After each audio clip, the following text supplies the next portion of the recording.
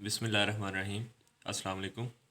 आज के इस लेक्चर के अंदर हम चैप्टर नंबर 5 का लेक्चर नंबर 5 डिस्कस करेंगे और आज का हमारा टॉपिक होगा लाइफ साइकिल ऑफ बैक्टीरियोफेज।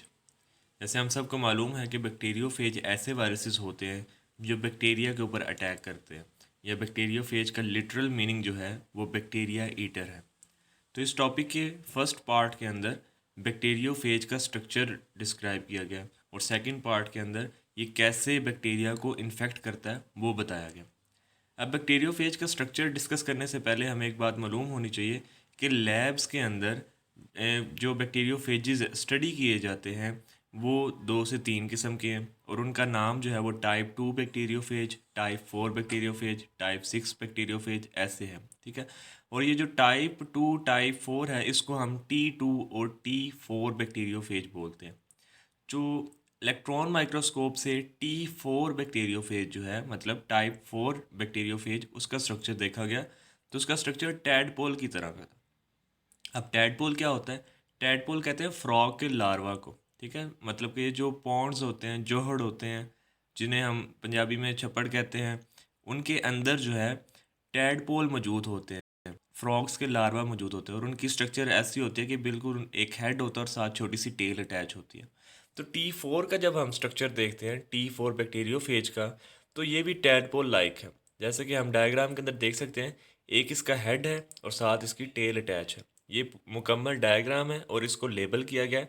हम देख सकते हैं कि हेड जो है वो हम हेक्सागोनल भी इसको कह सकते हैं, पिरामिडल भी कह सकते हैं, two triangle with common base भी बोल सकते हैं। तो इस तरीके से इसकी मुख्तलिफ़ किस्म की स्ट्रक्चर हो सकती है। ये जो कैप्सिड है या जो हेड है इसके अंदर डबल स्ट्रैंडेड डीएनए मौजूद होता है जिसको आप genetic material, genome, nucleic acid भी कह सकते हैं। इस हेड के साथ नीचे एक इलोंगेटेड रॉड लाइक स्ट्रक्चर होता है जिसको आप टेल कहते हैं, शीट भी कह सकते हैं और बॉडी भी कह सकते हैं। इस टेल, शीट या बॉडी और हेड के दरमियान में नेक और कॉलर मौजूद होता है। ठीक है। और इसी की बेस के ऊपर, मतलब ये जो टेल है इसकी बेस के ऊपर एक बेस प्लेट मौजूद होती है और इस बेस प्लेट के साथ कुछ फाइबर्स अटैच होते हैं जिनको हम टेल फाइबर्स कहते हैं। और नीचे जो है वो पिन या टीथ होते हैं जो कि अटैचमेंट में हेल्प करते हैं। अब ये जो बैक्टीरियोफेज है ये किसी बैक्टीरिया के ऊपर जाकर अटैक करेगा, लेकिन उसके कुछ स्टेप्स होंगे। सबसे पहले तो ये बैक्टीरिया की सरफेस के ऊपर रिसेप्टर ढूंढेगा जहाँ पर जाके इसने अटैच होना। तो जब ये रिसेप्टर ढूंढ लेता है तो सबसे पहला जो स्टेप होता है वो होता है लैंडिंग। मतलब वायरस जो है वो बैक्टीरिया के ऊपर जाकर लैंड करता है और उसके बाद अपनी पिन की मदद से या टीथ की मदद से वहाँ पर अटैच हो जाता है, जिसको आप पिनिंग भी कह सकते हैं, एड्जॉर्प्शन भी कह सकते हैं। तो ये वहाँ पर अटैच हो जाता है।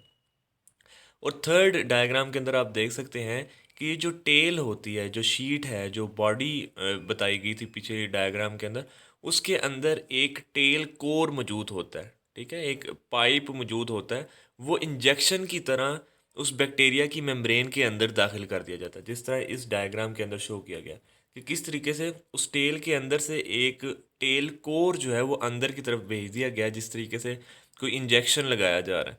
तो जब वो टेल कोर अंदर आ जाता है तो उस टेल कोर की मदद से जो है वो डीएनए इंजेक्ट कर दिया जाता है इनटू बैक्टीरिया और इस तरीके से जो बैक्टीरिया है वो वायरस से इन्फेक्ट हो जाता है। कैसे? कि मतलब वायरस ने अपना जो डीएनए है वो बैक्टीरिया के अंदर इंजेक्ट कर दिया है। अब कुछ एनिमल वायरसेस ऐसे होते हैं जो मुकम्मल तौर पर सेल के अंदर दाखिल हो जाते हैं, लेकिन बैक्टीरियोफेजिस मोस्टली जो है वो इनकी बॉडी बाहर रह जाती है और सिर्फ जो है वो डीएनए अंदर जाता है। अब जबकि इस डायग्राम के अंदर आप देख सकते हैं कि वायरस ने अपना डीएनए अंदर एंटर कर दिया बैक्टीरिया के, तो उसके बाद दो पॉसिबिलिटीज़ हो सकते हैं या दो साइकिल्स जो हैं वो स्टार्ट हो सकते हैं। एक है लाइटिक साइकिल, जिसका एंड रिजल्ट ये निकलेगा कि बैक्टीरिया की लाइसिस हो जाएगी, बैक्टीरिया सेल जो है वो डिस्ट्रॉय हो जाएगा। दूसरा जो है वो लाइजोजेनिक साइकिल है। अब दोनों साइकिल में होता क्या है हम उसको डिस्कस करेंगे। सबसे पहले लाइटिक साइकिल को देखते हैं कि लाइटिक साइकिल में क्या होता है कि जो वायरस का डीएनए है वो आकर बैक्टीरिया के डीएनए के साथ अटैच हो जाता है। जिस तरह आप डायग्राम के अंदर देख सकते हैं कि वो जो रेड कलर का वायरल डीएनए है वो ब्लू कलर के बैक्टीरियल डीएनए के साथ आकर अटैच हो गया और उसके बाद जैसे ही वो मेटाबॉलिक मशीनरी को अपने काबू में कर लेता है वायरस, तो उसके बाद वो अपनी मर्ज़ी की न्यूक्लिक एसिड्स और प्रोटीन्स जनरेट करना शुरू कर देता है। और बाद में उन न्यूक्लिक एसिड्स और प्रोटीन से कैप्सिड्स और डीएनए, वायरल डीएनए जो है वो बनना शुरू हो जाते हैं। और उस नेक्स्ट स्टेप के अंदर जो है वो उनकी पैकिंग होना शुरू हो जाती है। और पैकिंग के बाद जो है वो एक स्टेप ऐसा आता है कि जब उस बैक्टीरिया के अंदर बहुत ज़्यादा वायरस बन जाते हैं या जनरेट हो जाते हैं, और उसके बाद वो वायरस क्या करते हैं, वो बैक्टीरिया सेल को रप्चर करते हैं और बाहर निकल जाते हैं। और इस पूरे साइकिल को हम कहते हैं लाइटिक साइकिल, जिसके अंदर बैक्टीरिया की क्या हो गया, लाइसिस हो गया।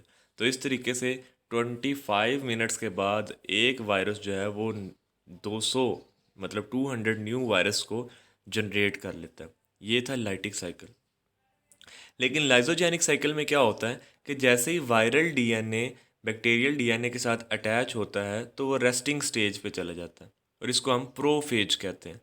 रेस्टिंग स्टेज के ऊपर जाता है तो उसके बाद वो अपना इन्फेक्शन काज नहीं करता, बल्कि वो जैसे जैसे बैक्टीरिया जो है वो डिवाइड करता है, वो चुपचाप उसी के साथ जो है वो डिवीजन शो करना शुरू हो जाता है।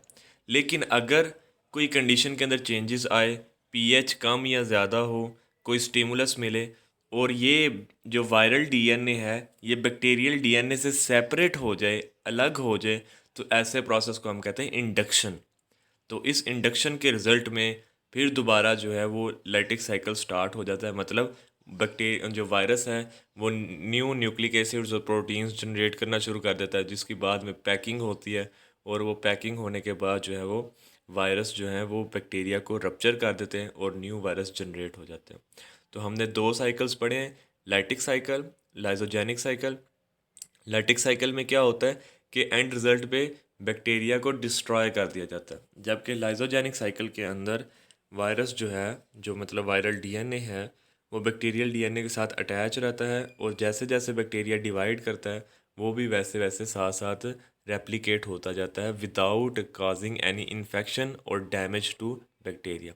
और जब ये वायरल डीएनए इस बैक्टीरिया के साथ अटैच होता है, तो इस दौरान कोई न्यू वायरस अगर आकर इसको इन्फेक्ट करना चाहे तो वो इसको इन्फेक्ट बिल्कुल नहीं कर सकता। ठीक है, तो ये भी बात आपने याद रखनी है। और ऐसा वायरस जो लैटिक साइकिल काज करता है उसको हम विरुलेंट फेज भी कहते हैं और लैटिक फेज भी कहते हैं। और ऐसा वायरस जो लाइजोजेनिक साइकिल काज करता है उसको हम टेम्परेट फेज भी कहते हैं और लाइजोजेनिक फेज भी बोलते हैं।